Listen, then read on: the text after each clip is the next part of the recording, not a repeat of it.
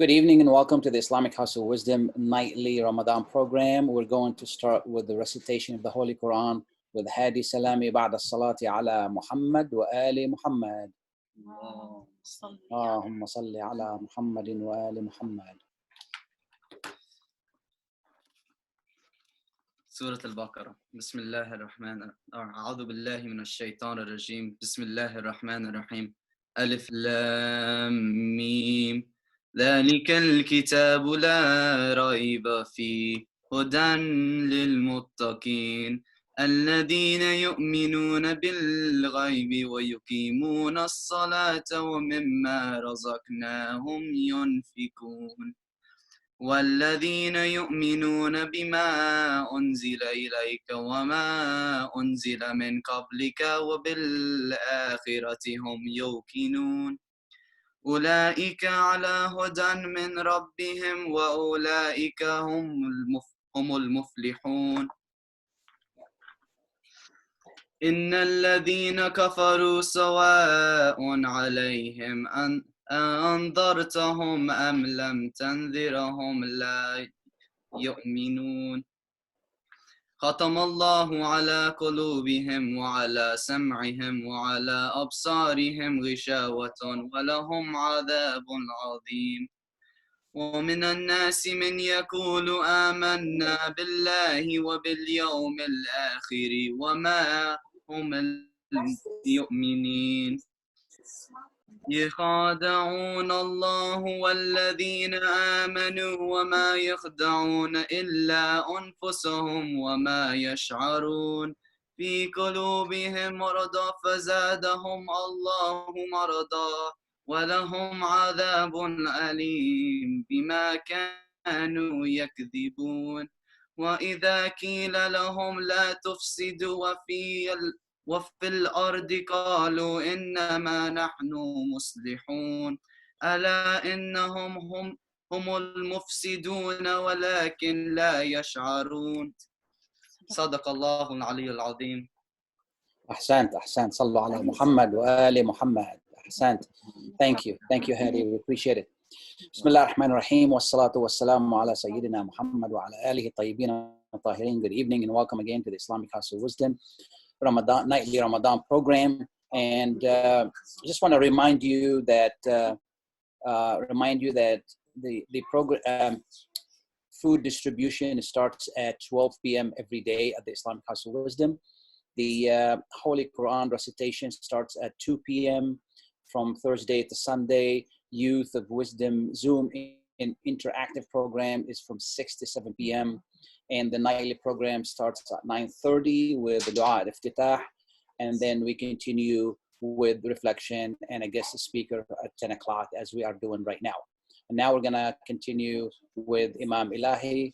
I guess today we are with Mahdi Elahi, Brother Mahdi Elahi, with the reflection on faith بعد الصلاة على محمد وآل محمد. Thank you, Hajj Khalil. Thank you, Brother Hadi. You said Surah Al-Baqarah. I got kind of worried. I'm like, we're going to be here for a while. He's going to go through Surah Al-Baqarah. The program's going to start a little bit late tonight, but thank you so much for your beautiful recitation. رب اشرح لي صدري ويسر لي أمري واحلل عقدة من لساني يفقهوا قولي. We begin in the name of Allah, the most merciful, the most beneficent. May Allah shower His blessings on His messenger Muhammad sallallahu alayhi wa alihi wa sallam. Allahumma salli ala Muhammad wa ali Muhammad. And his progeny, which includes the Imam of our time, Imam al-Mahdi, ajjalallahu ta'ala faraj al-sharif. Brothers and sisters, assalamu alaikum wa rahmatullahi wa barakatuh.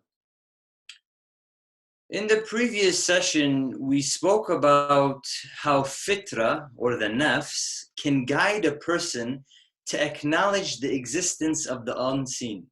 Allah says in the Holy Quran, فَأَقِمْ وَجْهَكَ لِلدِّينِ حَنِيفًا فِطْرَةَ اللَّهِ الَّتِي فَطَرَ النَّاسَ عَلَيْهَا. But we also said that it is Ahlul Bayt who guides our fitrah to acknowledge Ashhadu an la ilaha illallah, which is representative of the first core principle, Tawheed. In fact, our 8th Imam, Imam Ali al-Ridha, says that one thing that distinguishes Islam from every other religion is Tawheed. Because a lot of the times we hear that there's so many different faiths and beliefs that can potentially bring blessing and spiritual calmness. For example, you may look at the Hindu beliefs or the Buddhist beliefs and you say, you know, these people, they have spiritual calmness. They're blessed individuals, but they're not Muslim. Sure, we're not denying this. We're not denying that you may find spiritual calmness, that you may have blessing in other faiths and other religions.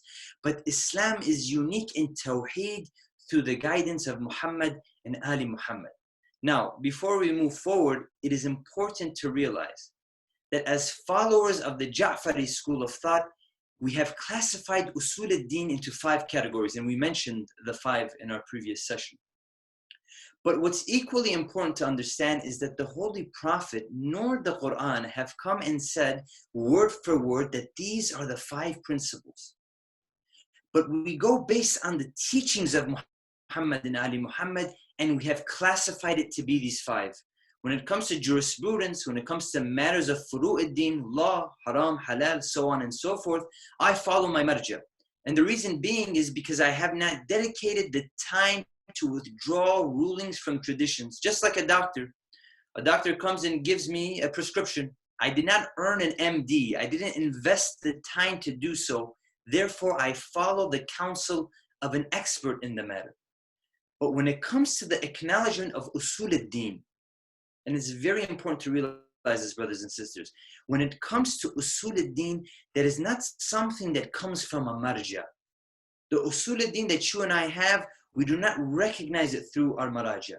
We do not recognize it through our parents. It's not something that you get from your neighbor. It's not something that you get from your pet animal. You know, I was bike riding yesterday, and it's funny because some people are so out of shape that their dogs are walking them now. They can't even keep up with their pets.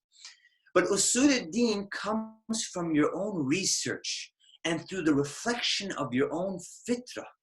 What do I mean by that? Because we said that whatever you want to call it your nafs, your fitrah, the human consciousness, that within itself tells us something. Something's built into the fabric, like a built-in chip. And we have to reflect within ourselves in order to acknowledge this usul ad-din. If we open up the Holy Quran, and we open up chapter 7 of verse 172, and it's very, if we can also open up this ayah whenever we get the chance, because I'm going to spend this session and the sessions in the future delving into the tafsir of this verse and the verses that follow. If we open up chapter 7, verse 172, the Holy Quran states, وَإِذْ أَخَذَ رَبُّكَ مِنْ بَنِي آدَمَ مِنْ ظُهُورِهِمْ ذُرِّيَّتَهُمْ وَأَشْهَدَهُمْ عَلَىٰ أَنفُسِهِمْ أَلَسْتُ بِرَبِّكُمْ قَالُوا بَلَى شَهِدْنَا. That when your Lord, the Quran is describing that when Allah took out the offspring from the loins, from the back of the children of Adam, and made them bear witness, Allah then turns to the offspring, which is you and I. And He says, Allah asks, He says, am I not your Lord? This is Allah speaking now to the offspring. He says, am I not your Lord? And the Quran says, we replied, yes, we bear witness. قَالُوا بَلَى شَهِدْنَا. Allah is saying, look, you have already testified to the existence of a higher entity. You have already given shahada within you, but you need to reflect on it. Open it up. And when the day of judgment comes, the verse continues. تَقُولُوا أَن تَقُولُوا يَوْمَ الْقِيَامَةِ إِنَّا كُنَّا عَنْ هَذَا غَافِلِينَ. That when the day of judgment comes, you cannot have the excuse that we were not aware, that we were ghafir. Because it is within your very essence to want to find Allah subhanahu wa ta'ala.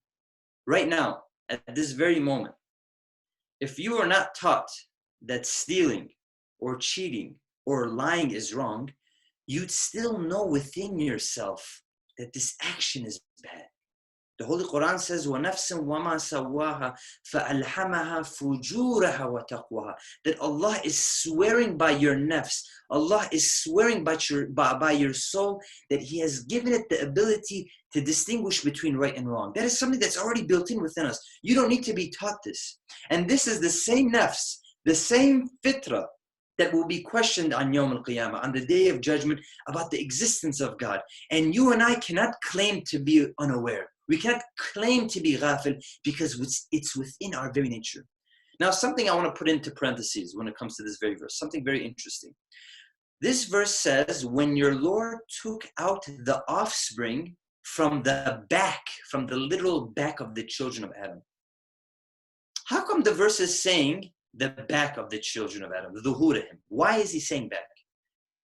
During the time of the Holy Prophet, one of the beliefs was that man's offspring and reproduction literally was derived from the back of an individual. And obviously we know today that this is not the case, that the process of offspring and reproduction, that's not something that derives from your back. But this shows that even though the Holy Prophet ﷺ, even though he did not go to a school, he understood the scientific beliefs of the time. And this is a miracle. That our messenger spoke to the people in terms that they would understand, and in a way that shows that he is chosen, and that his teacher was not somebody that you and I, we refer to our teachers. His teacher was Allah subhanahu wa ta'ala. Before the time of the Holy Prophet, the idol worshippers of Arabia, they would pray to the idol 20 times a day. Their belief system was so scattered and complex. There was a major separation of classes, where if you were poor and you did not have money, you were not welcome into the executive club of idol worshiping. And the Holy Prophet seen this, and he felt for the people, so much so that he would cry and feel down, to which Allah tells him, he says, فَلَا تَذْهَبْ نَفْسُكَ عَلَيْهِمْ حَسَرَاتٍ. Do not destroy yourself, O Prophet. Do not let yourself go. Do not perish over them in regret and sorrow. This was revealed to the Holy Prophet. Allah is telling the Prophet because our Prophet was willing to die to guide the people. And today we find certain traditions and hadiths in regards to the character of our Prophet that is mind-boggling, that completely contradicts the Holy Quran. Allah tells His Holy Prophet, مَا أَنزَلْنَا عَلَيْكَ الْقُرْآنَ لِتَشْقَى. We have not sent down this Quran unto you to cause you distress. We didn't send this Quran to you for you to be miserable. Galileo, a very prominent astronomer, a philosopher, who made the claim that the earth is not flat. At a time where people believed the earth was flat, and at a time where people believed that the earth was the center of the universe, Galileo comes and he challenges this very idea. And he says, look, it's the sun that's in the center of the earth. The earth isn't flat. And the Catholic Church of the time threatened Galileo and said, you will backtrack on your words. And you will come to the people and you will reconcile. You will say that, no, I am wrong. And Galileo, he writes in his diary, and he says, he had to backtrack on his belief. He had to backtrack from telling the people the truth, even though he knew that the sun was in the center of the universe, when the belief was the earth was in the center. But because his life was on the line, and they threatened him with death, and they threatened him with imprisonment, he came and he says that he was wrong. And when you open up Galileo's diary, he says nothing is worse than knowing the truth and the people don't accept it. Our Holy Prophet was unhappy for his people because he knew the truth, but it was the people who didn't accept it. In a way, these verses are for you and I. There's a lesson for us. And that is, we may know someone in our lives that no matter how much effort you put in, no matter how much you try to direct them and guide them and look after them, they just don't want to respond. And Allah is saying, look, there's only so much you can do. Do not let yourself perish over someone else. Don't waste your time trying to figure out the answer to every single why. Why did he do this, or why did she do this? Why did he lie or why did she lie? Why did he or she break their commitment or cheat or steal? It gets to a point where you have done your best, but we must be educated enough to say what some people do and some people don't. Some people lie, some people don't. Some people cheat, some people don't. Some people reflect and put thought into things, some people don't. It's as simple as that. And there's only so much that you and I can do, brothers and sisters, to guide someone. And it's the same message that Allah gave the Prophet when he says, don't let yourself perish over these people. Affirmation without discipline is the beginning of delusion. You can give support and encouragement, but if that person doesn't have the discipline and the common courtesy to work on themselves, then it leads to delusion. This holy prophet that the Holy Quran explains is a mercy to humanity. وَمَا أَرْسَلْنَاكَ إِلَّا رَحْمَةً لِلْعَالَمِينَ. It was because of this our Holy Prophet introduced this religion. He was trying to simplify our lives. You know, many of the times we think that this religion is something that has came to complicate our lives. But I told you that the idol worshippers of Arabia, they used to pray 20 times a day. The Holy Prophet says, look, you don't need to pray 20 times a day to idols. Come, only 5 times a day. The Prophet said, when you have faith, you gain the most. And somebody comes and says, what do I have to gain? You know, a lot of times we think, unfortunately, Imam Amir al-Mu'mineen says, we think like a businessman. We ask ourselves, well, what do I gain from this? If I really want to make a list of the things that we gain from Islam, that we gain from having faith, the Holy Prophet says it beautifully. He says, number 1, content. Our faith brings content and removes confusion. You see, the non-believer says, enjoy this world as much as you can. Maximize, because this is the only life you got. Number 2, we have home with faith. Amir al-Mu'mineen says, without faith, we become homeless. Number 3, something that our faith brings us is spiritual calmness. The most important gift in the midst of depression, in the midst of anxiety, the one who believes has a sense of calmness.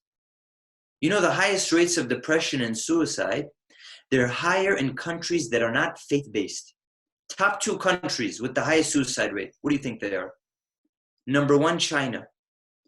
Over 1 billion people live in China, has the highest suicide rate. You look at the statistics, 70% of Chinese people who live in China are non-religious, no belief in the afterlife. Second country with the highest suicide rate or attempts of suicide, India. Over 1 billion people live in India, 80% of them don't believe in the afterlife. The American Journal of Psychiatry did a study, and they concluded, put away everything else, that atheists have a drastically higher rate of suicide and suicide attempts than a theist. And it led to an article being published that said atheism has a suicide problem. Number 4, hope. Something that every person has in common since the beginning of time is that death is certain. In fact, life is so crazy that you don't make it out alive. And death is worrisome. But the believer has hope that death is not the end. The faithful know that no matter how much injustice or oppression they may experience, or they may witness across the globe, there is someone watching and taking it all into account, and every action will be answered. Number 5, love. Our faith teaches you to love yourself, your family, your surroundings. If you didn't have faith in God, then you wouldn't have learned to be grateful. Imam Zain al-Abidin has a book, The Treatise of Rights, Risalat al-Huquq, listing the right of your mother, the right of your father, your brother, your child, your companion, the right of your neighbor, your adversary. Every single person has a right, and this is what our faith teaches us. And you might be listening to this list where you say spiritual calmness. If I'm a Muslim, then I should have spiritual calmness. If I'm a Muslim, then I should have hope, or I should feel love. How come I may be a Muslim, but I don't feel these things? Because you're saying that if you have faith, if you have a Muslim, you're supposed to reap these benefits. You're supposed to feel calmness. You're supposed to have love in your heart. You're supposed to be hopeful. But I'm a Muslim, and I may not feel these things. And the Prophet says, if you want to reap those benefits, you need to fulfill 3 stages of faith. And I'll conclude with this. He says, if you fulfill these 3 stages, you will reap the benefits of faith that we just discussed. He says, number 1, faith is confessing with your tongue. When we say that we have submitted, قُولُوا أَسْلَمْنَا أَشْهَدُ أَنْ لَا إِلَهَ إِلَّا اللَّهِ, we have gained the visa into Islam. And if you think about it, gaining a visa into Islam by saying Ashhadu an la ilaha illallah is much simpler than trying to gain a visa into the United States. But the first stage is confession with your tongue. He says the second stage is believing in your heart. You see, it's not enough for you and I to say that we like the Constitution of the United States of America. You can't claim that the Constitution is good and then you don't pay your taxes. We need to adhere to the Constitution by reflecting and believing in it. Ma'rifatul qalb, believing in your heart. That's stage number 2. And he says stage number 3, which is the most important, is acting with your hand. Number 1, confession with your tongue. Number 2, belief in your heart. And number 3, transforming that belief into action. Now, what did he mean by action? By action, did the Holy Prophet mean prayer? By action, did the Holy Prophet mean hijab? In fact, if we talk about prayer, if we talk about hijab, these are forms of testimony that fall into the first stage, confession with your tongue. Do not think that with prayer, you have now acted on the examples of our religion. Our prayer is a testimony. We have only fulfilled the first stage of confession with it. If one wants to truly act, and if they want to truly reap the benefits of our faith, action means doing good and forbidding evil. Amr bil ma'ruf wa nahy anil munkar. This is Islam. You want prosperity, you want to reap benefits, understand that faith is how we look at this world. And we conclude with this, and inshallah, we will continue our discussion to expand on the verse that I mentioned and the verses that follow.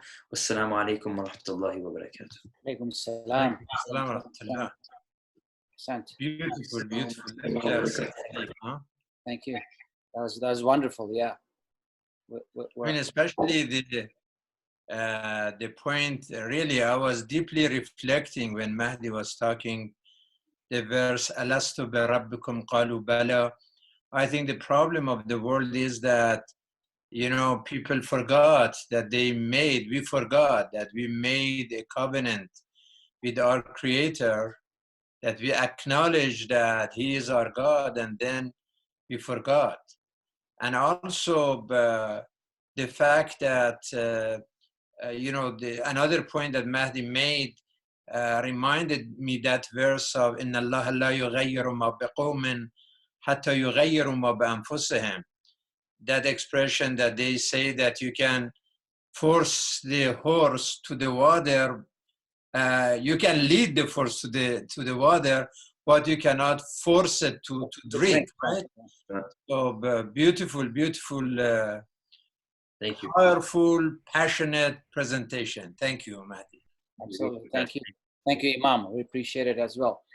And again, I want to welcome you to the nightly program. We're going to continue.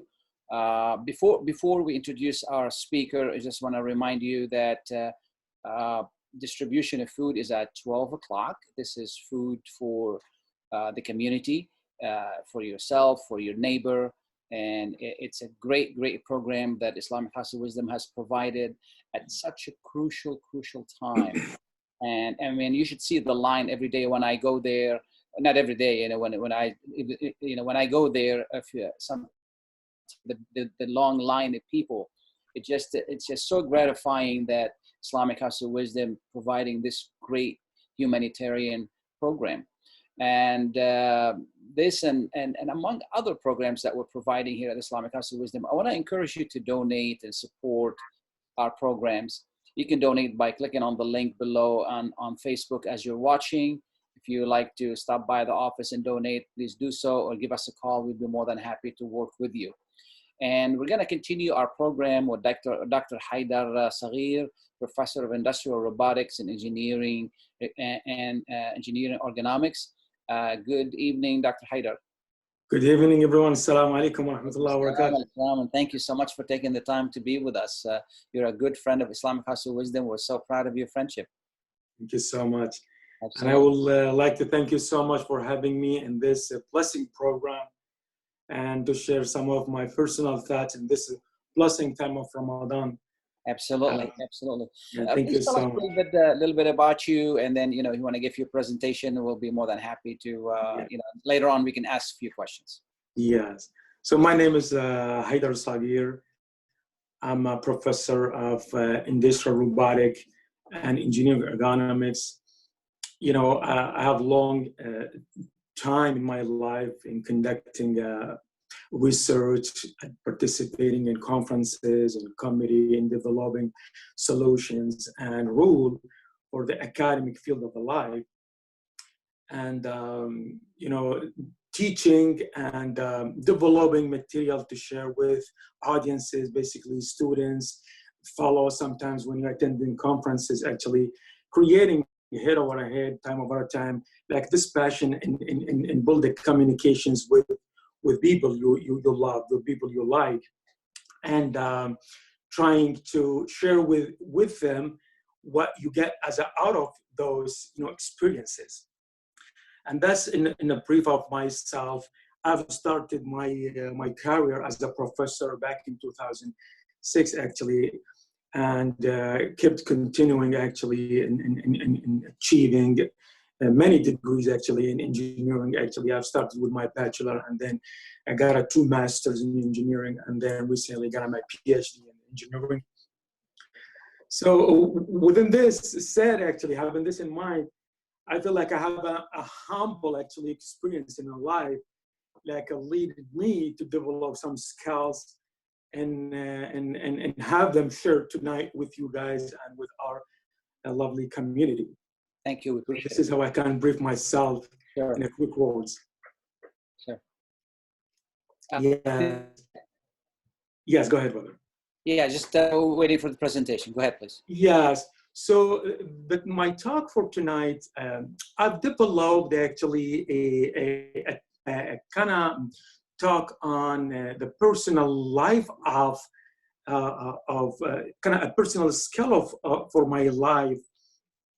Like, and I feel when I look at them, they are really valuable and have a kind of value to benefit other people when they, you know, share them, when they have some time to look at them. And I will try to make them like a clear and try to make them short for people.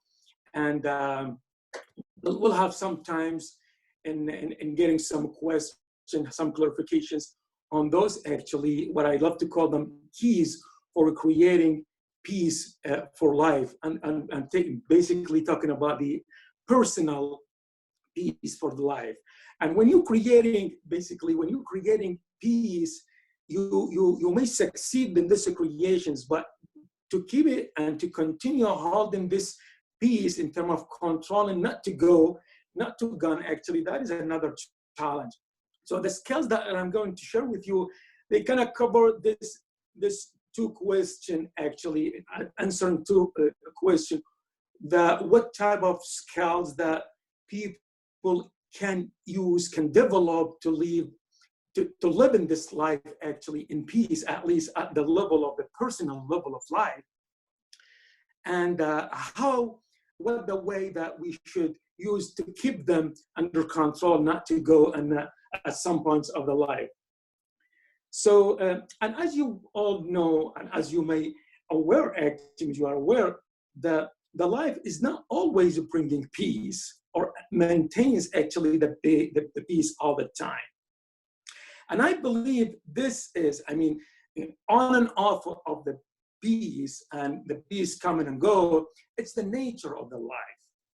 And we as individuals have our shares to keep the peace on.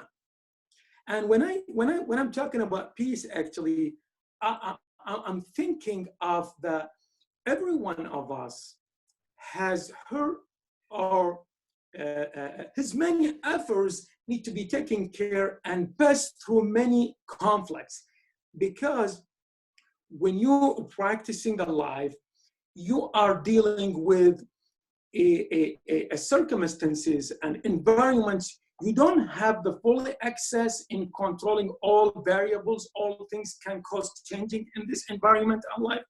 But at least you have access to yourself as an internal and personal, thinking and leading your, behavior in this life. So, and then I believe, for everybody trying to maintain this life efforts and keep them on within this kind of potential conflict, I believe this created difficult moments for life. And these moments actually, when being created, all of us feel like this is the whole life. So I've learned in my life that don't think of the life, the moment that you live.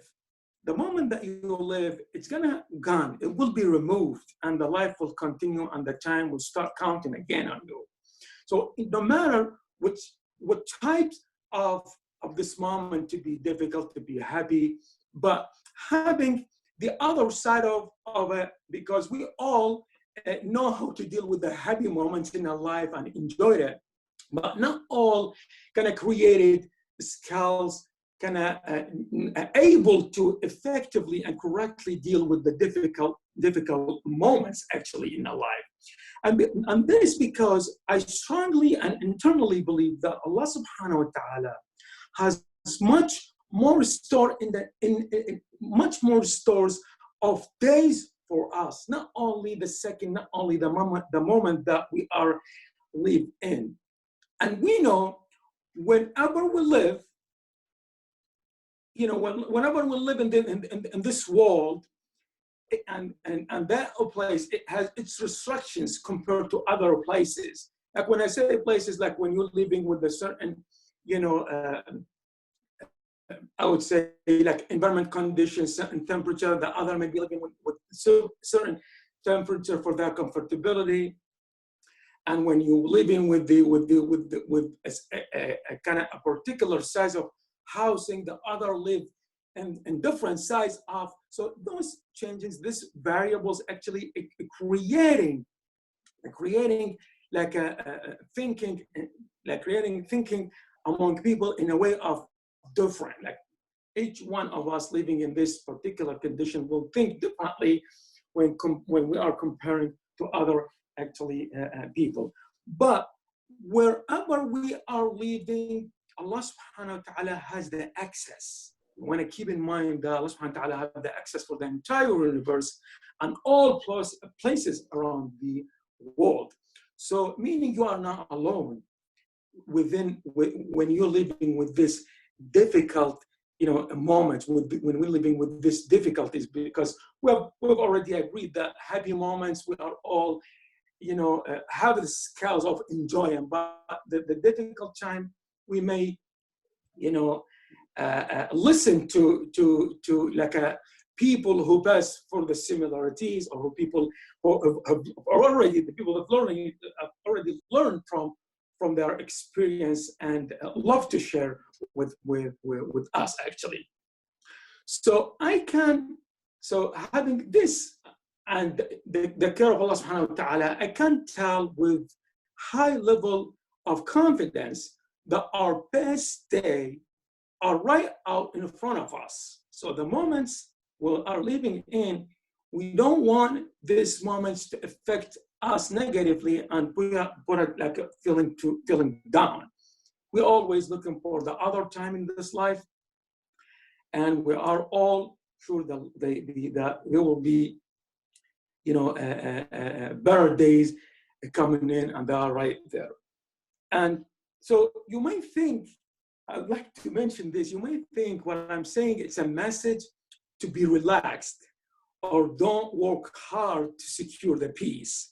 That different. I'm not actually campaigning for this to take a relax and be like not fighting for getting the peace and secure the peace for your life. And as I said, at least for your, internally for yourself. What I'm actually, calling for, it's to create a key, a personal key, and you use them when you living in this journey, because I will always, love to call the life as a journey. And the first key that I'd like to share with you guys, I've learned that we always need to develop a key, it's basically a set of keys. So the first one, developing a vision for your life. Since we are all agree that the life can create a difficult moments for us. So, and we're targeting to pass through these difficulties, meaning we are looking for a victorious life, right?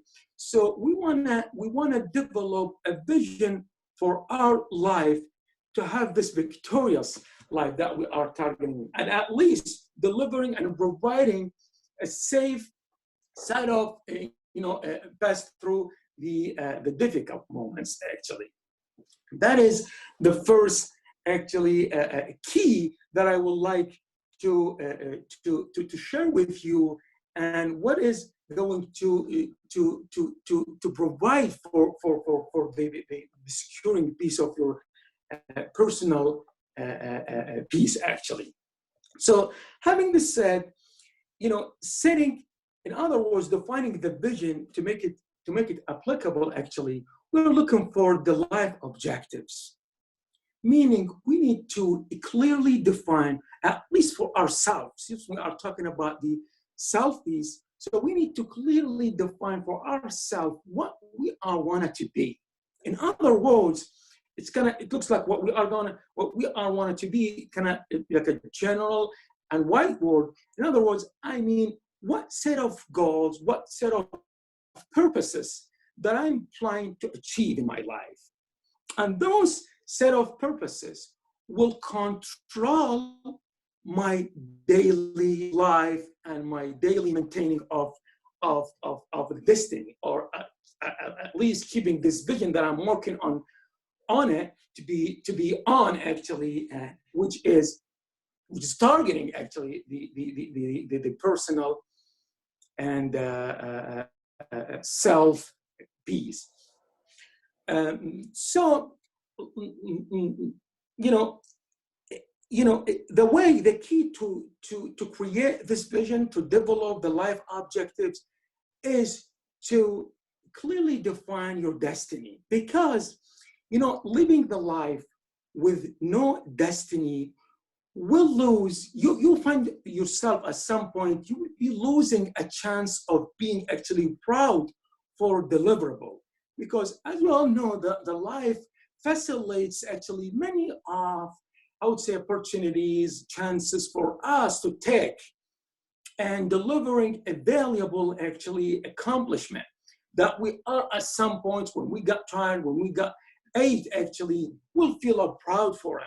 So if we missed to involve in our vision for this victorious life, to identify the way that we are clearly define our destiny, we will be losing, actually, these opportunities that life provides and that life actually promises for all individuals, actually. That is the destiny, and this is the key of developing vision for victorious life. So the destiny, it can be actually different among people. People like to accomplish an educational degree.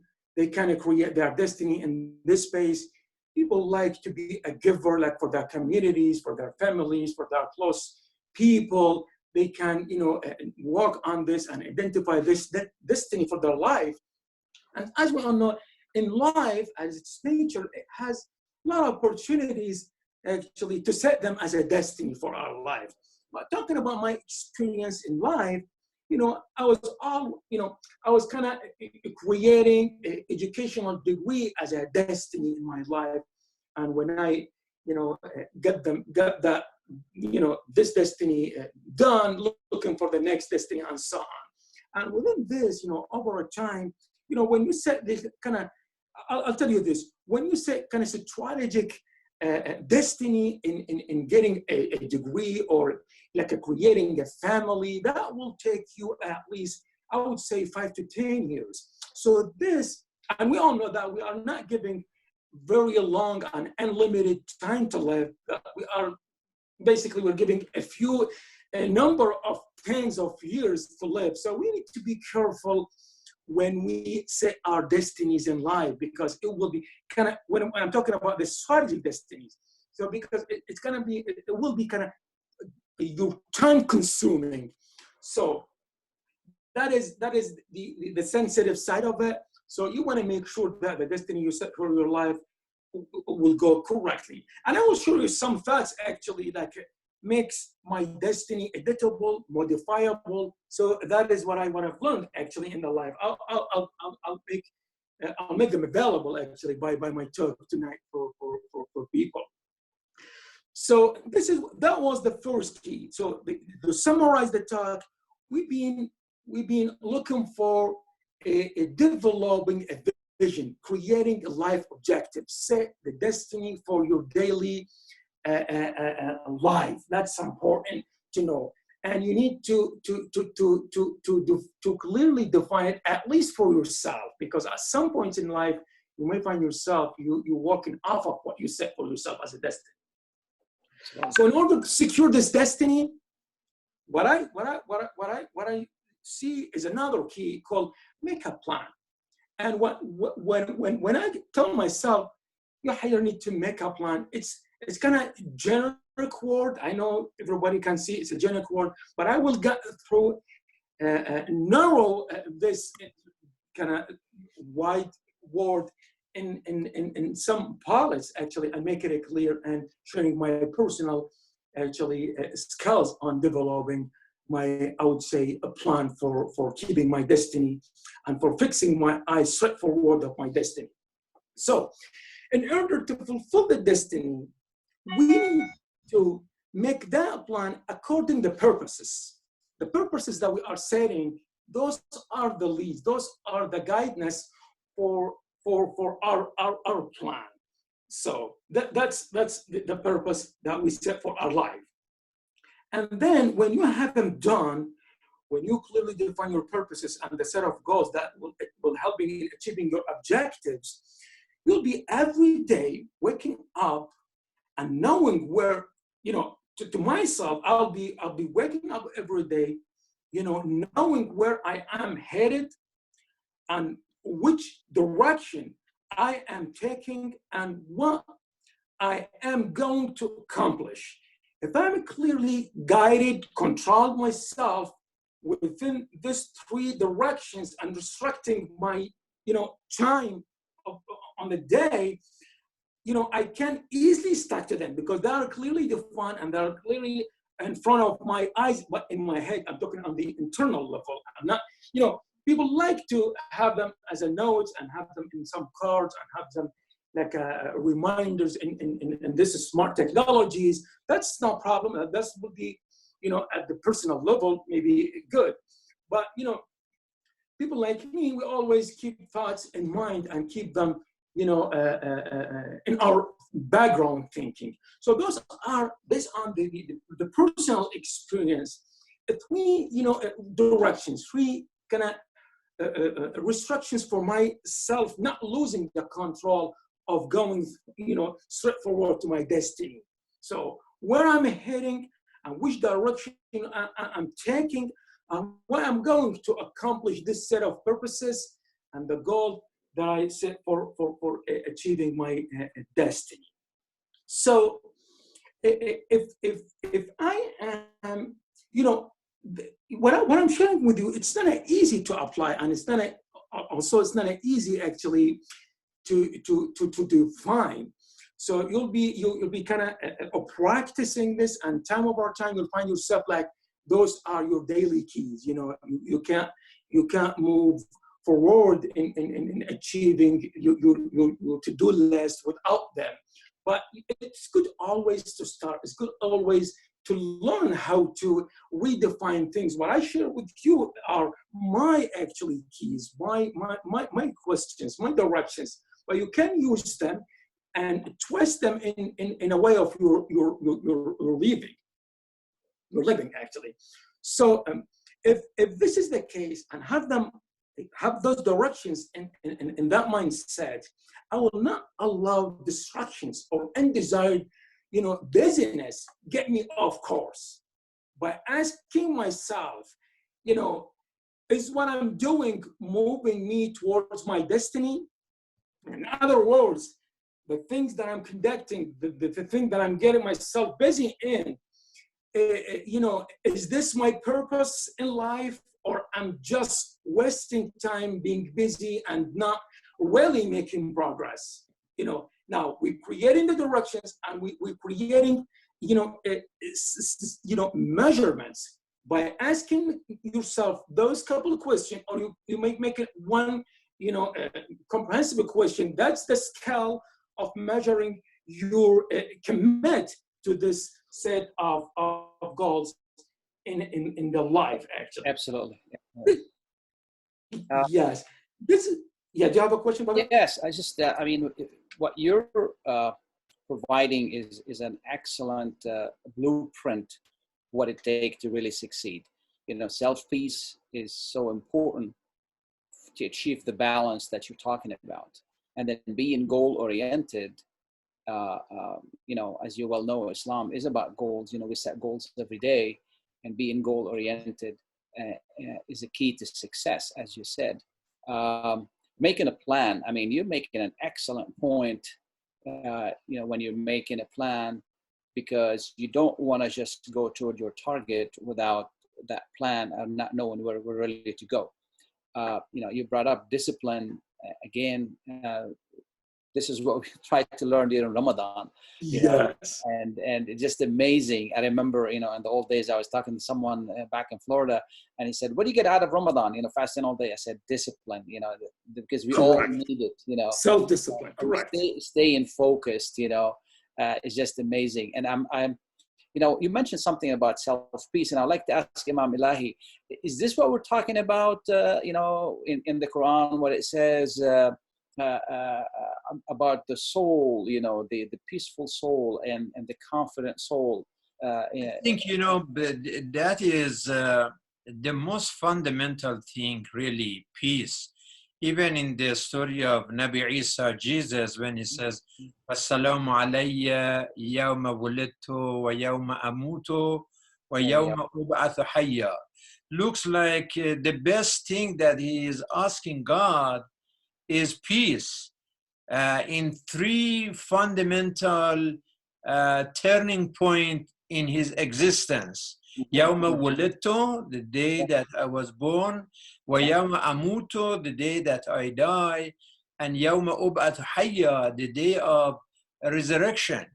And it's interesting that, يَوْمَ لَا يَنْفَعُ مَالٌ وَلَا بَنُونَ إِلَّا مَنْ أَتَى اللَّهَ بِقَلْبٍ سَلِيمٍ. The only thing that God cares is your peaceful heart. Because what is going on in our world, so many hearts full of hatred, full of hypocrisy, full of animosity. And the month of Ramadan is month of peace, means to promote love, to promote compassion, to promote empathy. And especially now that we are going through this crisis of coronavirus, really we need this peace. Unfortunately, we see that now everybody is making more tension. I'm afraid that after this coronavirus, we have another World War. The third World War. A different virus. About China, and already I'm scared. I'm saying, "Oh God, please save this world." Now I thought that after this coronavirus, everybody is going to be peacemaker. Everybody is going to show more understanding that let us be united. Let us fight this virus. But looks like they are talking about more fighting now. May God save us. And Dr. Haidar absolutely correct that really making peace, and this is the month of peace and patience. Ista'inu bis-sabr was-salat. that you receive assistance from God through prayer and patience, salat and siyam. So it's very, very important that we pray to God for peace. Absolutely. That is number one in this world. And of course, with justice. Yes. Yeah. Sure. Is Brother Mahdi still with us? I just wanted to get his reaction and whether he has any questions for Dr. Haidar. Yeah, no, I think it was, thank you very much, Dr. Haidar, for your presentation. I think it was very interesting. I was just interested in the relationship with the robotics aspect and the human aspect. What's the difference in interaction? Do you see that there's much of a difference between interacting with the two, or is it pretty much the same nowadays? Yes, you're right. Because I've learned, and this is, I consider actually in my career, this is my strongest points in being, at this level of knowledge of the engineering ergonomics and industrial robotics. And you want to keep in mind all smart machines and all what we've learned, that learning machine discipline of engineering and everything's been driven and being, set in the base of the human being brain, how the human being brain, acts. That's the way solving this, what we call it artificial intelligence, and have this seed of artificial intelligence for the machine by setting a program. What I'm sharing with you now, before, I share with you the concept of the plan, like setting the destiny, right? And then checking on this destiny by 3 directions, right? When I said, when I working like every day, starting my day, asking, where I'm heading, like going to work. That work can be like teaching students, resuming our research work, resuming our meeting for developing rule and regulation, like facilitating our people life. All those things actually, it can be considered the daily direction to go, right? And the other working together, like setting goal of my destiny. And then how I checking that I'm working on those directions by the question that I'm asking myself, what I'm every time trying to keep like self-correction to myself, is what I'm doing moving me toward the destiny or not? So this is the resulting like a 2 answer, yes or no, right? And this is the logic of the programming. What I'm sharing with you, kind of creating a programming logic. So if the question no, that means I don't need to distract, be distracted and spending my time and energy on things that are not helping me to fulfill my destiny, right? So self-correcting myself, that's the self-correction signal to get in internally and line it up myself with my goal. And if the question was yes, so meaning I need to keep my eye fixed straight forward and straight ahead to my destiny. So this, this is kind of sample of the logic that we are using in building a program, like the seed of keeping this machine repeated their self-movement. SubhanAllah, you mentioned a very interesting point. You say that we create these robots replicating the human brain. It's as if we as humans, we're so handicapped, we can't create something of our own. We have to refer to Allah's creation. Even when it comes to an airplane, we're replicating how a butterfly flies or how a fly flies. Even when it comes to the simple machinery that we use on a daily basis, we're actually using the template that Allah used when He created human beings, and everything returns back to Him, and every source is leads back to Allah. And it's very important that you are mentioning, Dr. Haidar, that when we talk about destination, of course, one concept of destination is our destination in this life, our goals in this life and in this dunya. But of course, the deeper and more real destination is akhirah, that it is our meeting with our Lord. And it is very important whether this short distance destination or the eternal destination. Number one, as you said, focusing on destination. Because if our focus is destination, then we are in the right direction. Whether we are marching fast or marching slow, we are driving by 30 miles or we are driving by 75 miles. If we are driving towards our destination, then sooner or later we are going to be there. Like if we are going from Detroit, we are going to Chicago, we have to take 94 west, right? That is our destination. From Detroit to Chicago, 94 takes us to our destination. But if we got instead of, we want to go to Chicago, but we took 94 east, and we are driving so fast, soon we are going to be in Port Huron and where else, right? But if we are in a right destination and direction, even we are going slow, sooner or later in like 5 hours, 6 hours, 1 day, 2 days, whatever the speed is, we are going to be there.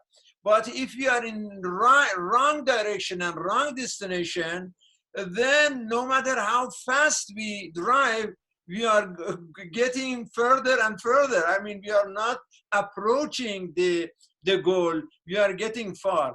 And the same thing about destination, if we mean it Yawmul Akhir, the day of judgment, the day of resurrection, it is important that everything that we do in this life, whether our chatting here, whether we are working, whether we are sleeping, we are reading, we are writing, whatever our walks and talks in life might be, if we fix everything in a way that we are saving something for Akhirah, we are doing something that it gets us closer and closer to our Akhirah goal, to our destination goals, then we are winning this struggle in this life. So it's very important that when we talk, is really my statement makes my destination and my situation at the final destination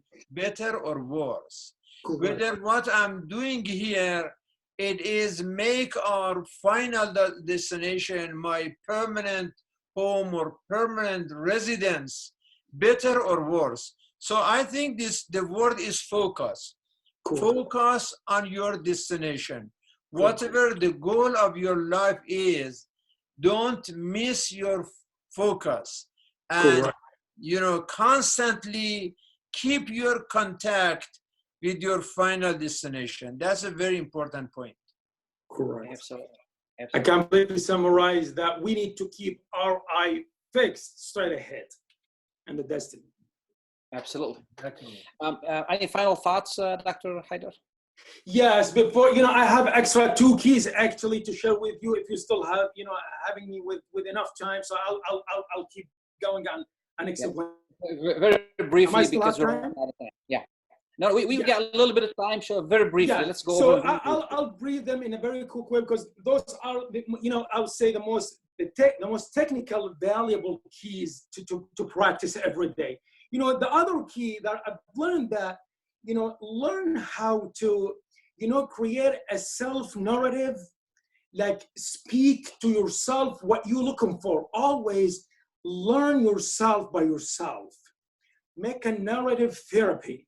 That's important, actually, to line it up yourself toward that destiny, And on top of this, we need to keep our word positive. When we talk to ourselves, we must actually speak positive words to ourselves.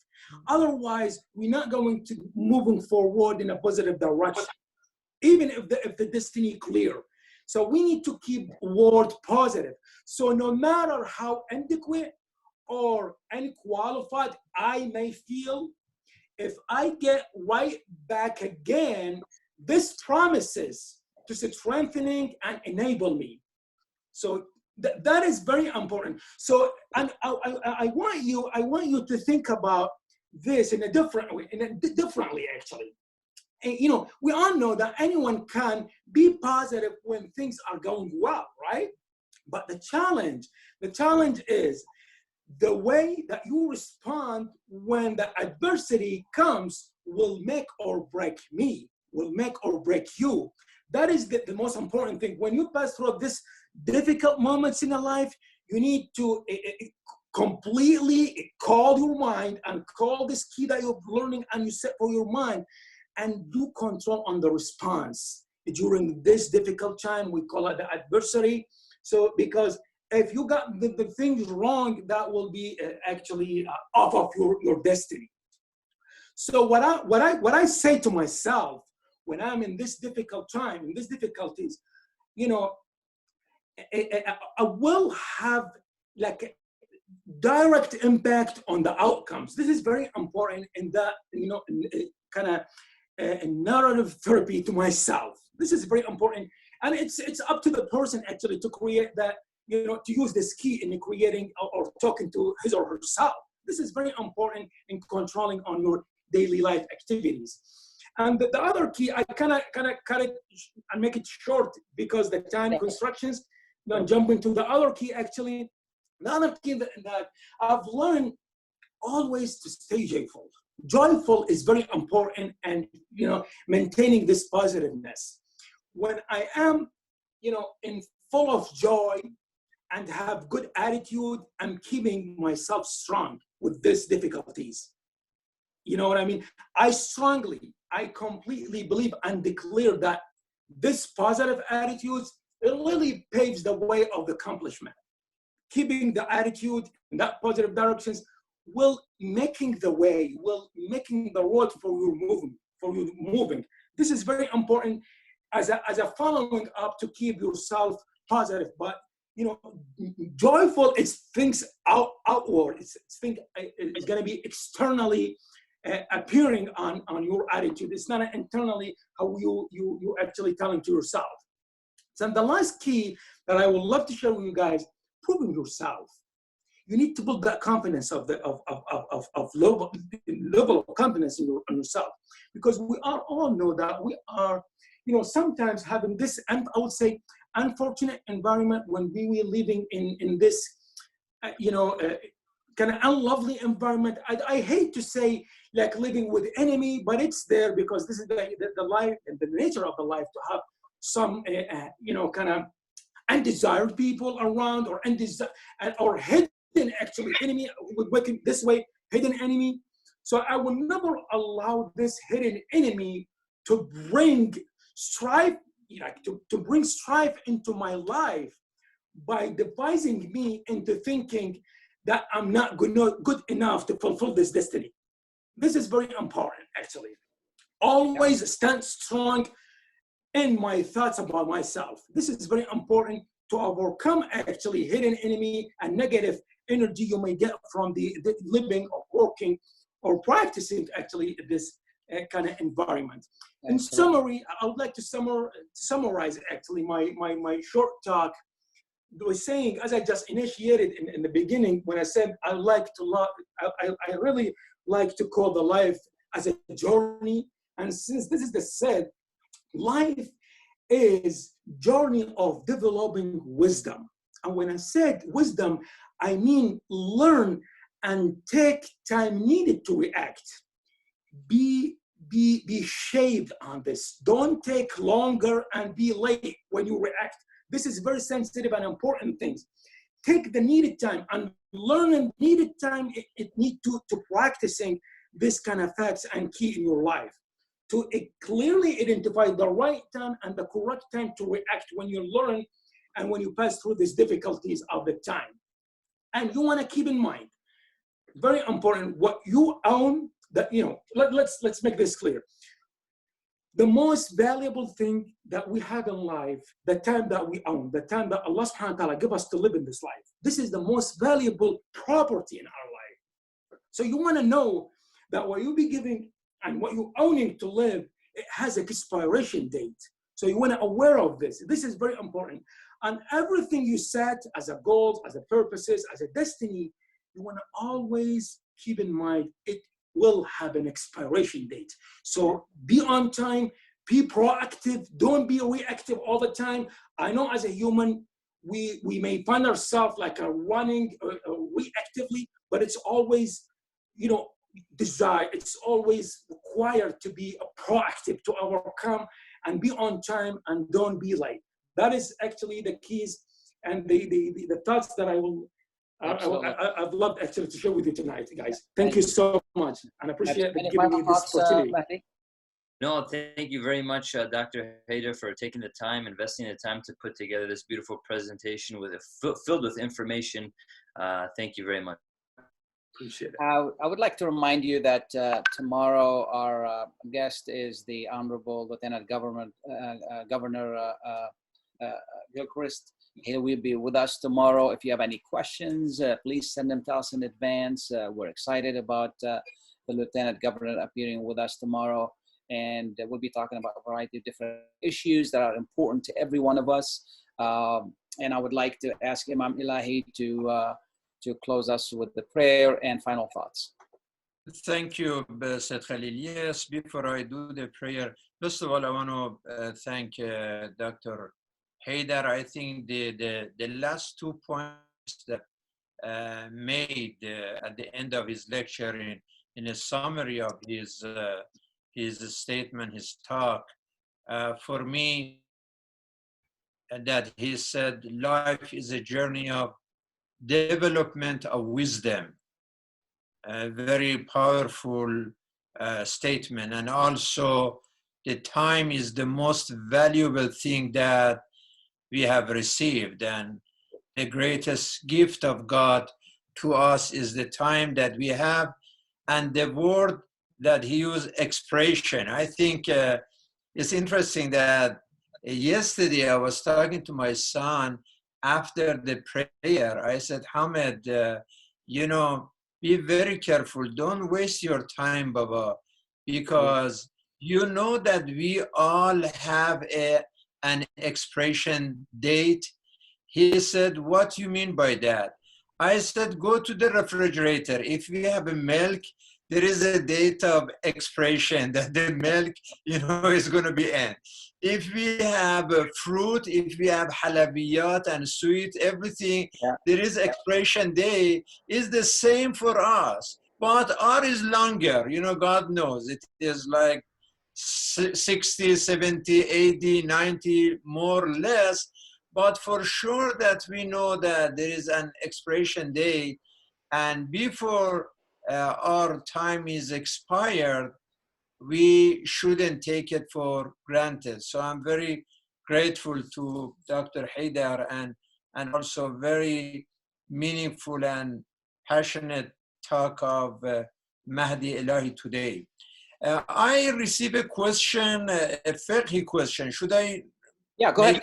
Yeah, we got a few minutes, Imam. Somebody said, al-jahil bil-mufattirat. During the holy month of Ramadan, if somebody doesn't know that certain things are breaking his fast or her fast, out of ignorance, for example, he thought that little water or little thing here and there, it doesn't break your fast.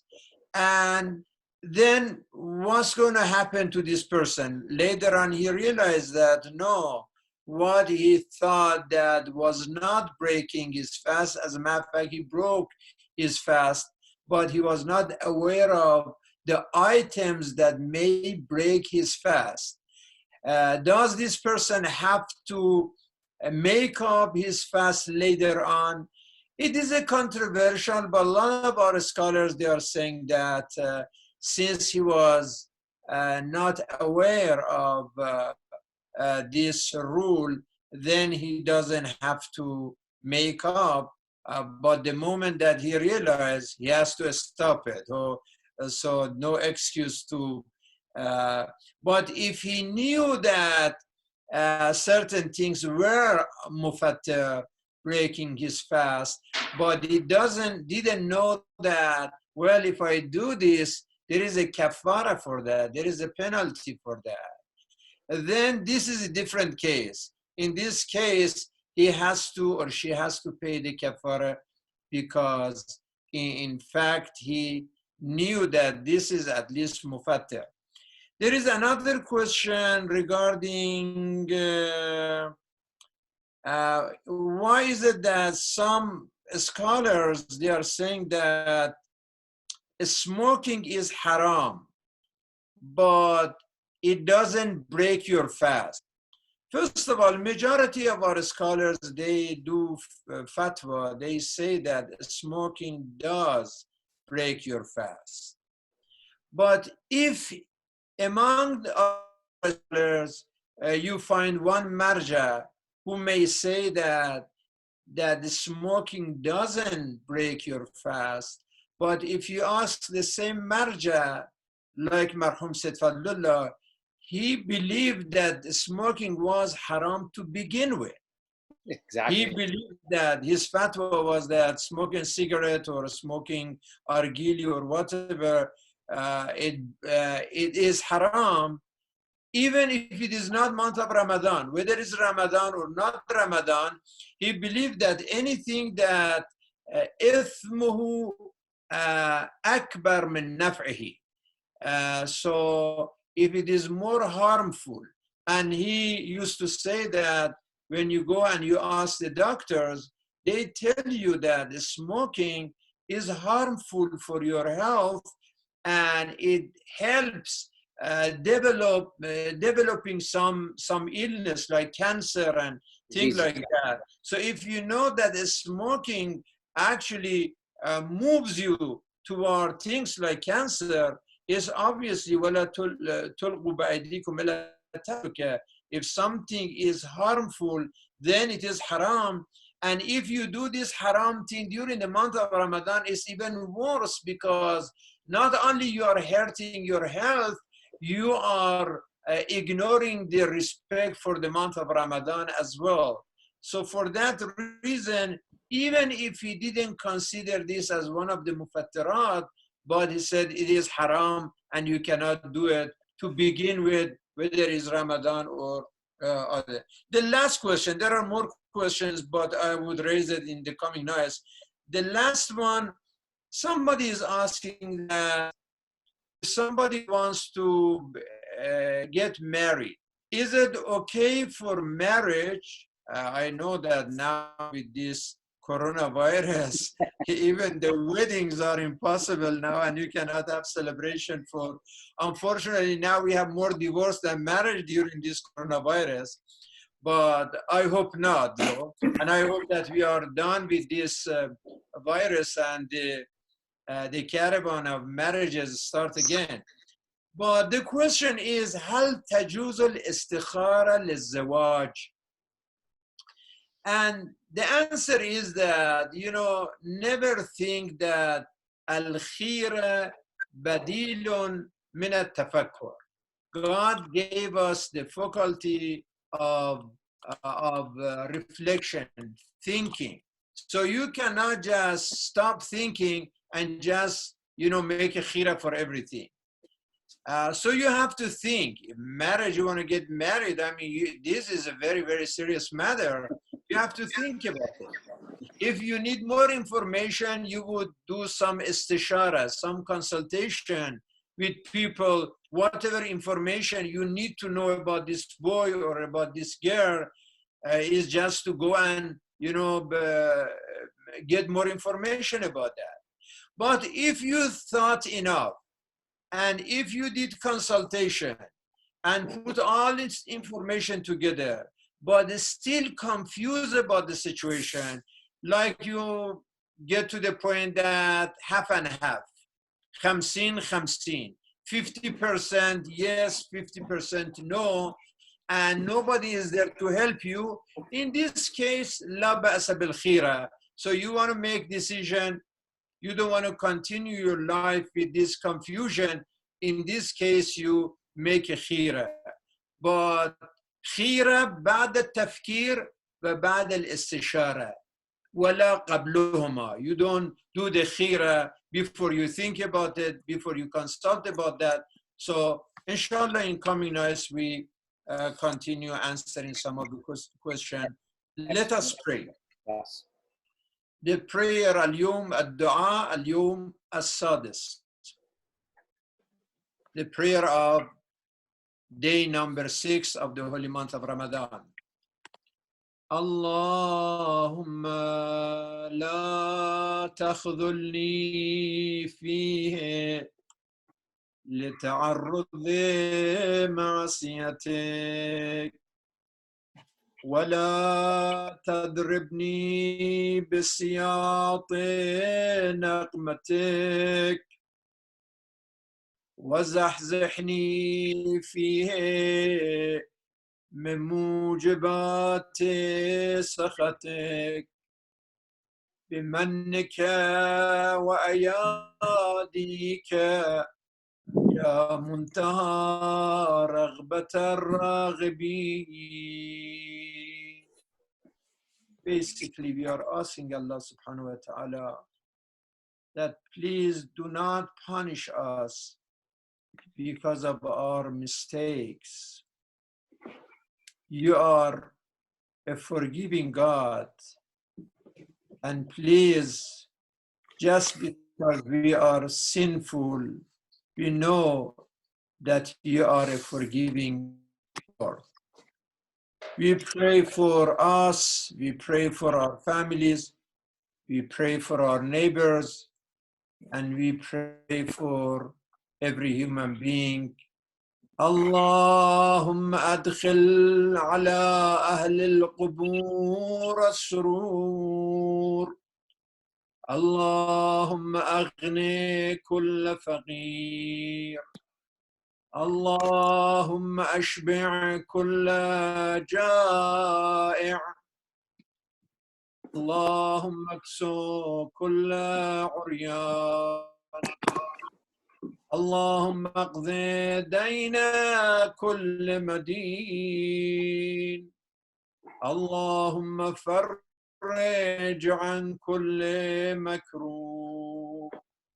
اللهم رد كل غريب. اللهم فك كل أسير. اللهم أصلح كل فاسد من أمور المسلمين. اللهم اشف كل مريض. اللهم سد فقرنا بغناك. اللهم غير سوء حالنا بحسن حالك. اللهم اقض عنا الدين وأغننا من الفقر إنك على كل شيء قدير. اللهم اغفر للمؤمنين والمؤمنات والمسلمين والمسلمات الأحياء منهم والأموات برحمتك يا أرحم الراحمين. وصلى الله على محمد وآله الطاهرين. اللهم صل على محمد وآل محمد. Again, thank you, Dr. Haidar. Thank you, Mahdi, for a very inspiring lecture, and Dr. Haidar for a very thoughtful presentation. Thank you, Imam. Thank you so much. Very wonderful. Have a great